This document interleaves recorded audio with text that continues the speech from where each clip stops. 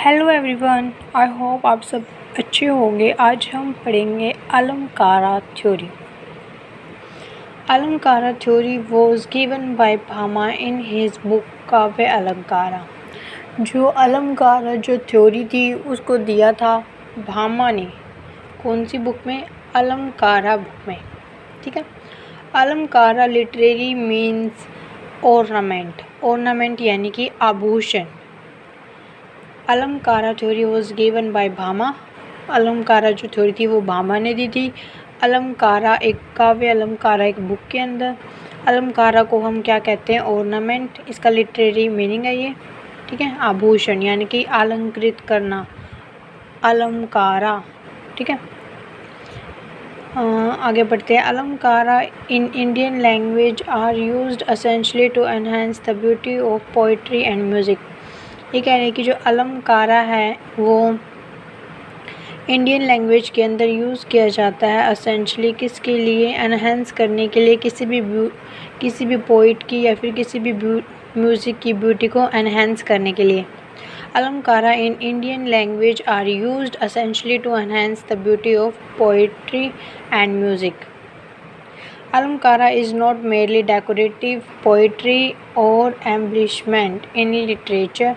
The Alamkara are various figure of speech. ये कह रहे हैं कि जो अलंकारा है वो सिर्फ ये पर्पस नहीं है कि उसको डेकोरेटिव पोइट्री के लिए यूज़ किया जाता है, इसके और भी यूज़ है, इसके वेरियस फिगर ऑफ स्पीच है। Alankara is divided into two categories. जो अलंकारा है उसको हम टू कैटेगरीज में डिवाइड करते हैं, शब्द अलंकारा and artha alankara. Shabda alankara it come from two words. जो शब्द अलंकारा है ये टू वर्ड से मिलके बना है, शब्द प्लस अलंकारा। शब्द यानी कि वर्ड, अलंकारा यानी कि ornament. Certain specific word that create an ornamental effect in the poetic verse. ये कुछ ऐसे सर्टेन स्पेसिफिक वर्ड होते हैं जो वर्ड्स से क्या करते हैं? ऑर्नामेंटल इफेक्ट क्रिएट करते हैं किसी भी पोएम में। ठीक है। आगे artha alankara it come from two words, artha plus alankara. अर्थ यानी कि मीनिंग, ऑर्नामेंटल यानी कि अलंकारा। दो वर्ड से मिलके बना है अर्थ अलंकारा। अर्थ प्लस अलंकारा, अर्थ का मीनिंग है यानी कि मीनिंग, अलंकारा यानी कि ऑर्नामेंट्स। द मीनिंग्स और words that create the require enhancement. कुछ वर्ड्स या फिर मीनिंग जो क्या करती हैं? ऑर्नामेंटल इफेक्ट क्रिएट करते हैं by the help of words. ठीक है, मीनिंग सॉरी। आगे पढ़ते हैं इनके टाइप। जो शब्द अलंकारा हैं आगे इसके टाइप्स हैं। फर्स्ट है अनुप्रास। अनुप्रास यानी कि alliteration.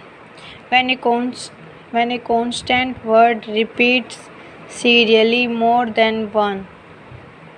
For example Peter Piper pick a pick of pickle pepper. अनुप्रास अलंकारा यानी कि alliteration. When a constant word repeat serially more than one. जब बार बार एक ही वर्ड की क्या हो? रिपीटिशन हो।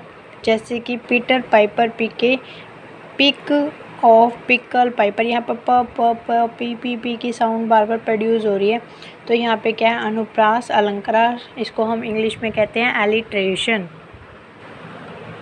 आगे है हमारा यमक, homonyms. When same word repeat more than once but each time its meaning is different। ये कह रहे हैं कि जब सेम ही वर्ड बार बार रिपीट हो बट उनका मीनिंग क्या है? डिफरेंट आए। जैसे ऑल इज़ वेल यानी कि सब ठीक है, ऑल इन वेल यानी कि सब के सब कुएं में है, सबका सब खराब चल रहा है। ठीक है। यमक इससे पहले हमने पढ़ा alliteration.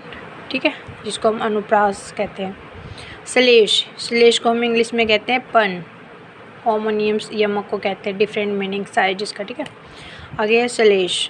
When a word is used once but it give more than one meaning. ये कह रहे हैं जब एक शब्द को यूज़ किया जाए एक बार बट वो ना दो मीनिंग दे डिफरेंट। ठीक है। जैसे कि an elephant opinion carries a lot of weight. जैसे कि जो एलिफेंट ओपिनियन है वो क्या करता है? उसके ऊपर बहुत सारा वेट होता है। वेट एलिफेंट के अंदर भी होता है और उसके जो ओपिनियंस होते हैं उनके अंदर भी एक तरह से वेट ही होता है। यहाँ पे वेट दो सेंस में यूज़ किया गया। ठीक है। इस तरह यहाँ पे श्लेष अलंकार है। आगे पढ़ते हैं अर्थ अलंकारा टाइप। अर्थ अलंकारा टाइप, इसका फर्स्ट टाइप है उपमा। उपमा यानी कि सिमली।